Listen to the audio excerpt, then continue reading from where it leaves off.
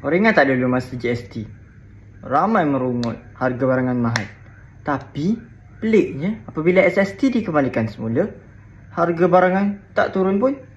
Apa beza antara GST dan SST?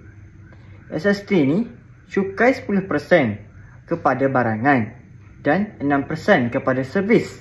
Tapi ia hanya dikenakan charge kepada pengilang saja. Jadi apabila barang sampai kepada kita, pengguna, harga barangan boleh dimarkup ikut suka. GST pula 6% je, tapi ia dikenakan kepada seluruh peringkat, dari pengilang, pemborong dan kedai-kedai. Semua transaksi cukai akan direkod. Jadi rakyat dapat melihat transaksi dalam resit.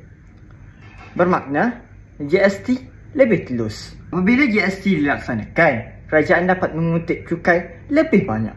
Tapi orang ramai marah kerana mereka nampak cukai di depan mata. So, korang rasa patut ke GST diperkenalkan semula jika kerajaan menjanjikan kawalan harga? Drop your comment below.